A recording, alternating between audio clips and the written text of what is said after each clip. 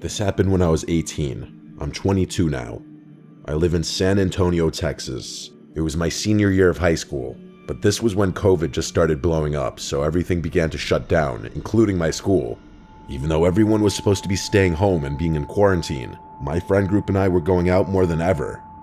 There wasn't much to do since all the non-essential businesses were closed, but one thing about me, I love urban exploring, or exploring haunted places. To this day, I still do. I'm not one to scare easily. I've had a couple experiences with the homeless, cults, even had a gun pointed at me, but nothing compared to how odd and creepy this one instance I came across while exploring was. Moving forward, around this time, I started talking to a girl who I had a class with in high school. Her name was Clarissa. If it weren't for her matching my alibi of what happened this night, I'm sure none of my friends would have believed me. We were still kind of freshly dating, but I somehow convinced her to explore a wooded natural park at 3 a.m. here in San Antonio. The park is called OP Schnabel. It's relatively nice, safe, and very scenic during the day. But at night, it can be a dangerous place, and police usually roam the entrances to the area at night, keeping people away. In 2016, a 24-year-old woman named Lauren Bump was brutally murdered and stabbed over 20 times, and in 2021, a boy exploring the woods was shot. Clarissa and I get to the park around 3 a.m. It's super creepy and pitch black. The trees do a really good job at covering the moonlight.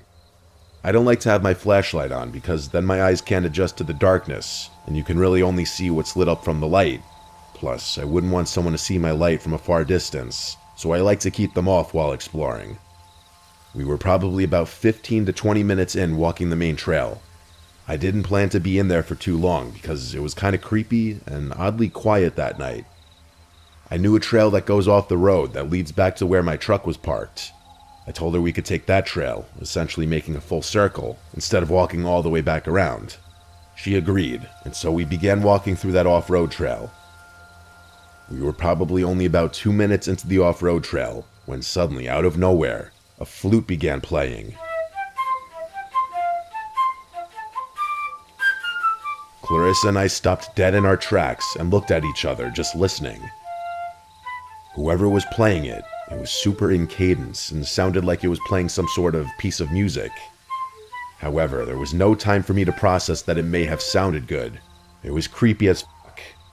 As I said before, I don't scare easily, but 15 seconds into the flute solo, Clarissa began trembling in fear and on the brink of crying. I was kind of just listening, but when Clarissa started praying to God to save her and forgive her for her sins, that's when I realized the severity of the situation. To be clear, it was super hard to pinpoint where the sound of the flute was coming from. It sounded like it was coming from the direction of the previous main trail, which was parallel to where we were, with about maybe 30 to 50 yards of woods in between. But it was getting louder and closer, to the point where it sounded like the sound was right on top of us. Clarissa couldn't even focus because she was so scared, so I knew I had to man up and get us out of this situation. This is gonna sound corny, but I told her, "Don't worry, I'm not gonna let anything happen to you," and told her that we should run down the off-road trail to get away. So we did. We began to sprint. I believe the flute stopped playing, but it was hard to notice because I was more focused on getting the hell out of there. We only got about 30 feet, when out of nowhere, we heard the rustling of bushes and the snapping of leaves and twigs before something big dashed across the trail right in front of us. Now, this could have very well been a deer or some sort of bigger wildlife, but it was so strange because I could almost feel the size of whatever was in front of us. I don't know if it was from the wind or what. The only thing is, I never saw a silhouette or a shape of anything in front of us. Another strange thing is, I didn't hear it coming and I didn't hear it run away. I only heard the dash right when it was right in front of us. As soon as we felt and heard whatever dashed across the trail right in front of us, we obviously turned back around and bolted in the other direction until we got back to the original point where we heard the flute. And then, as if whoever was playing it was waiting for us to return, the flute started to play again, loud and right on top of us. This time it was almost chiming.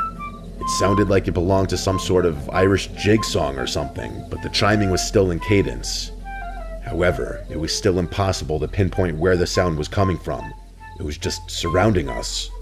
At this point, my fight or flight instincts kicked in because we were trapped. We had two options: Either go back into the off-road trail where we heard that terrifying dash right in front of us, or go back to the main trail where the flute and whatever psychopath was playing it was at.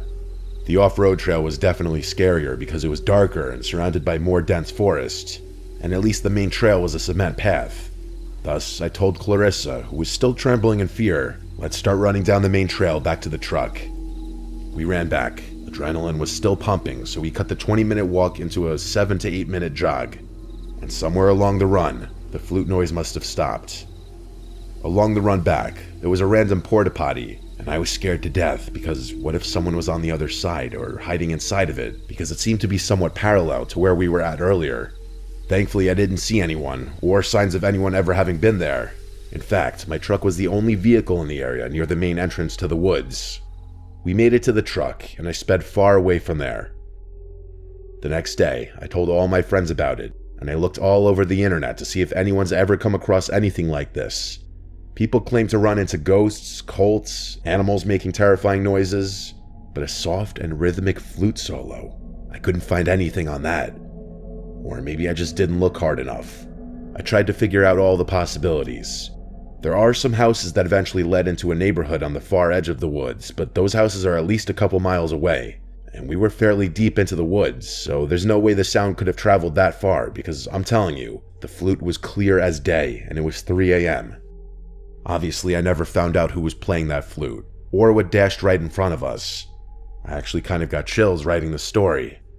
The more I think about it, it actually seems more paranormal rather than something scary on a tangible level. I don't know if it was a person, ghost, cult, or what. I'm really hoping someone might have a rational explanation. Either way, I never really went back to those woods at night. I still explored plenty of creepy places, but never really came across anything like that ever again.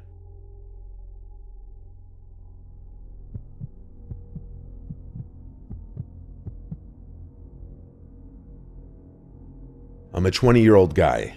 I work at a medium-sized hospital in northwest Alabama as a pharmacy technician. I work an early night shift, 6 p.m. to 4 a.m. I'm also in charge of stocking the surgery rooms. I work for 7 days in a row, and then I have 7 days off. Working the 7 sucks, but the 7 off feels amazing. I work Thursday through Wednesday, and on my 6th night working, a Tuesday, I left a little early to go stay with my wife at her aunt's house, about 30 minutes away from our house. She was babysitting her little cousins while her aunt and uncle were on a trip. The house didn't have any curtains, so she felt uneasy for the few nights she was there. I didn't go with her at first because it was during my work week, and she told me there was really no point if I was going to get there around 5 a.m. and then go to sleep once the sun started to rise. But on her last night babysitting, she felt extremely anxious, so I told her I was coming over. She is stubborn, but she thanked me and felt so much better once I arrived. Working the night shift for the last 2 years has really taken a toll on me mentally, and I think I've started to develop some slight insomnia. I literally could not go to sleep after getting to my wife's aunt's house. This isn't anything new, but I had never stayed up for more than about 28 hours before. Even if I wanted to, I couldn't sleep because we had a really big day ahead of us.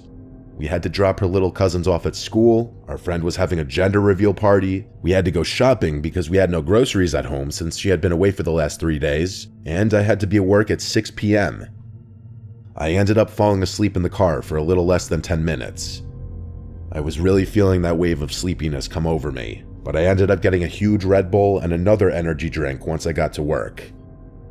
I had my wife drive me to work and pick me up since my brakes needed to be changed and I wasn't driving my car, and also because neither of us trusted myself to drive her car on over 24 hours of no sleep. It was Wednesday night now, and I had been awake since about 2 p.m. on Tuesday afternoon. My shift started out fine. If I could stay busy, that tired feeling wouldn't really get to me. I put in my earbuds and was listening to music as I was stocking the surgery rooms with their meds. It was a weeknight, so there were still some late surgeries finishing up, and housekeeping was cleaning up some operating rooms that had been used. It's not uncommon for surgery personnel to come into the room I was in and grab something that the room they were using may be out of, so I usually turn around and at least smile, and they smile back. I was in my own little world, stocking the Omnicell machine with meds and listening to music, when I heard the door behind me open. There was that distinct high-pitched squeal when a door needs its hinges to be oiled. It made the loud crash that heavy wooden doors make when they shut, so I turned around to see who it was like always, except there was no one there. I didn't really get worried about it. Maybe they opened the door and saw I was in there and just decided to go to another room, so I continued on. As I pushed my cart to the next room, the light in this room was off. I opened the door, and I swear, I saw someone hunched over by the Omnicell machine, digging through the sharps bin. If you don't know what that is, it's a bin where you dispose of needles and vials after use instead of just putting them in a normal garbage can. Someone had already been caught doing this before in search of morphine and consequently was fired. I turned on the light and was going to ask what they were doing, but when I turned the light on, there was no one there. Okay, now I was starting to get a little creeped out. I didn't know the time frame of when you could start hallucinating after not sleeping for over 24 hours, so I just told myself I was probably seeing things and needed to just calm down. I finished up stocking surgery with no other occurrences and headed back to the pharmacy. At 2 a.m. every night, we have to deliver patient-specific medications to the nurses' station. I'm going to use the 5th floor as an example of how the floors are laid out, but each floor number corresponds with which floor they were on. There are 3 elevators in the middle of the floor. If you go left when getting off the elevator, there's the 5100 and 5200 side, and if you go to the right, there's the 5400 to 5500 side.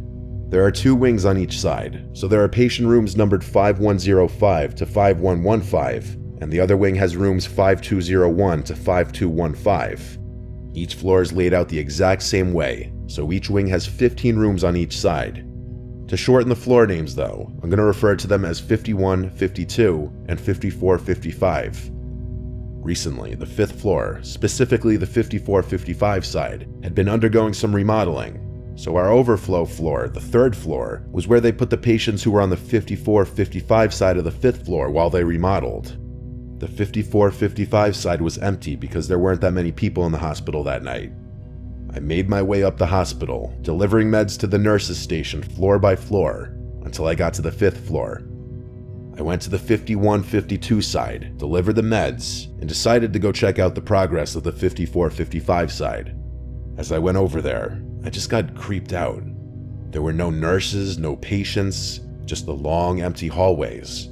The surgery rooms are already empty and desolate most nights, so I'm used to walking around down there no problem.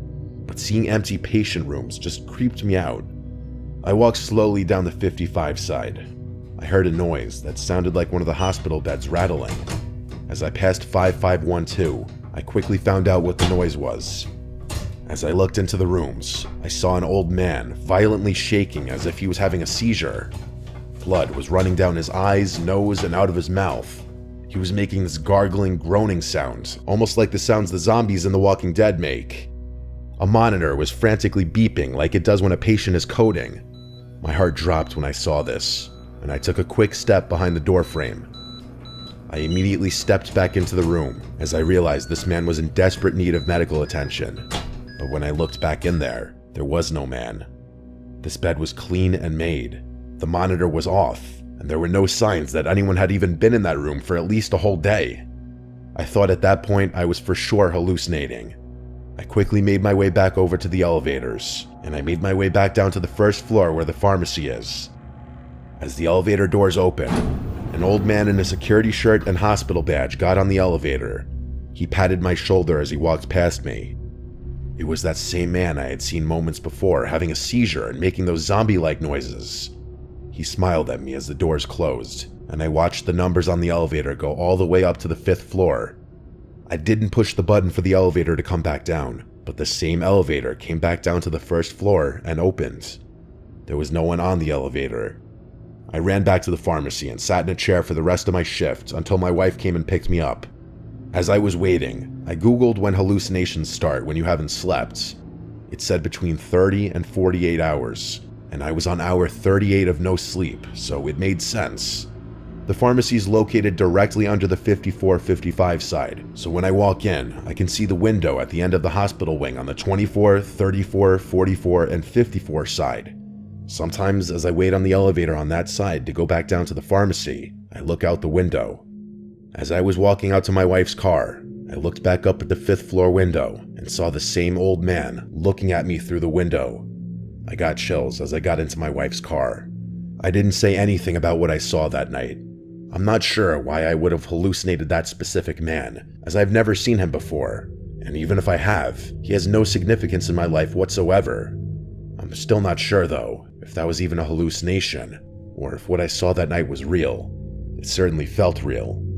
I went to sleep immediately after getting home. I've not seen that man again, but this was just under 2 weeks ago.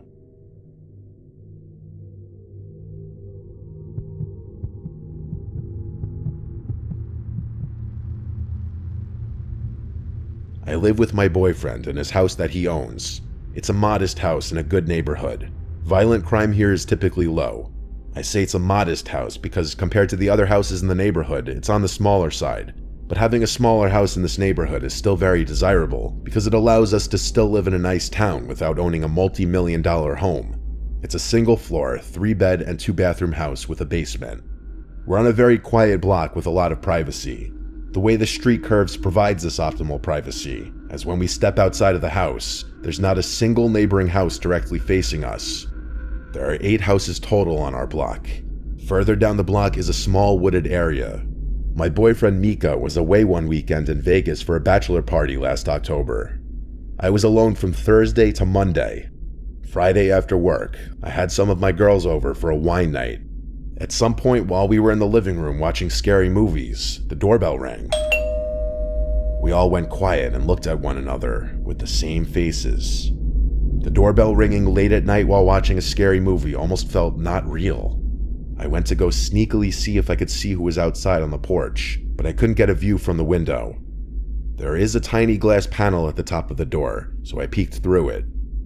There were like 4 cars in the driveway. They had to know people were home, but I didn't see anyone on the porch. I went back to my friends, and while we all agreed that was weird, we accepted that it was just a very unfortunately timed ding-dong ditch. After everyone left, it was late enough for me to go to bed and fall asleep right away. But I was awoken that night, not even an hour later, to the doorbell ringing twice. I looked at my phone and it was like 1 a.m. No one belongs outside your door at this hour. I immediately called Mika, and he picked up sounding really drunk in a loud bar. He had to go to a bathroom to be able to hear me. Once he heard me, he told me to just stay in the bedroom and not open the door to anyone. He never once suggested calling the police, so I refrained from doing that for now. We ended our call, and I tried to just stay calm and go back to sleep. Just as my heart rate started to slow and I started to calm down, I heard something from outside. Some kind of clicking sounds until there was a knock at my window. And a male's voice said, "Hey, anyone home? I need some help out here." I thanked the Lord the blinds were closed. I couldn't see who was out there, and they couldn't see me. Instead of leaving, he knocked again on the window. He said, "I know you're home." This was what prompted me to call the police. I never heard the man outside walk away from the window. For all I knew, he was still standing outside of it. So I whispered the entire time while on the phone, reporting someone trying to break into my house. Call me dramatic or an embellisher, but I was scared and I wanted the police here ASAP. Within 5 to 10 minutes, the doorbell rang again, followed by loud knocks. I went out and approached the front door and asked who it is. A male's voice said it's the police. It was a different voice from the other guy. I looked through the glass and confirmed it was a couple police officers. I opened the door for them, and right off the bat, the taller officer in front walked right into my house without my even inviting him in. He said they were responding to my report of a disturbance, and I said there's a man lurking around the house ringing the bell and knocking on my window. I don't want to make a big part of my recounting this story about this particular police officer, but he was the rudest man I'd ever met. I felt like he was on a power trip. He was demeaning towards me, telling me to shush and talking over me while I was trying to explain. He also didn't seem to take my claims very seriously. His partner didn't say a word, he just stood in the back. The taller one asked me details that I'd already made clear I wouldn't have, such as what the man looked like, when I clearly stated that I hadn't seen him, and the officer actually said to me, "Well, you're the one who called us, ma'am. If you don't want our help, we can leave." I was taken aback completely. I'd never called the police before, and I never expected such a lack of professionalism. I apologized and said I'm just scared. It was around this time that the 2 officers walked around the house with their flashlights. They went full circle and then came back, but But honestly, they didn't really check very thoroughly. I watched them through the windows. They came back to the door and told me there's nothing they can do if I don't have any cameras or proof of the man trying to commit any wrongdoing. The two cops then left. I didn't feel any better at all, besides the fact that maybe whoever that man was saw I called the police. I went back to bed, and thankfully the next time I woke up was to sunlight creeping in through the closed blinds. It was around 10 a.m. It was Saturday, and that night my friend was having a Halloween party that I was going to help set up for. During the day, I did a little grocery shopping, and while I was at it, picked up some things for the party. My costume was Velma from Scooby-Doo, and my friend throwing the party was Daphne. I got to her house around 6 p.m. The party started at 9, and it really picked up around 10:30. I was there pretty late, like I probably left her house a little after 1 a.m. I was good to drive, as I didn't really drink much besides a few beers. When I got home, I immediately noticed a cool draft in the house. After setting my things down on the dining room table, I noticed a window open. I went to shut it, trying to remember why I would have opened it. I went to brush my teeth, but then when I came out from the bathroom, I noticed the basement door was wide open. I froze. This was when I started hearing this faint but consistent clicking sound. As I got closer to the basement stairs, I realized it was coming from down there. And then I got to the top of the stairs, and I looked down to the pitch black basement, and the clicking suddenly stopped. A voice from below suddenly said, "You're finally home." With that, I slammed the basement door shut and took my phone with me outside. I banged on the neighbor's door until he answered, and I chose to call the police in the safety of my neighbor's house.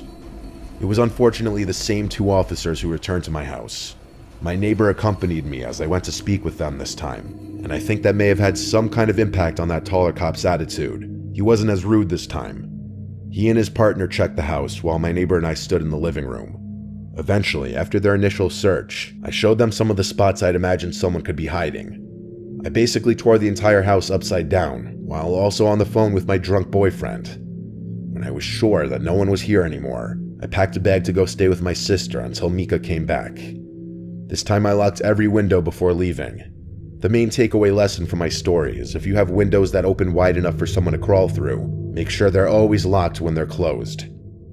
We still live in this house today, but for a few months, I refused to be alone in the house for extended periods. I still have PTSD from this, and sometimes I have nightmares in which I think I'm hearing knocks at the window, and then I wake up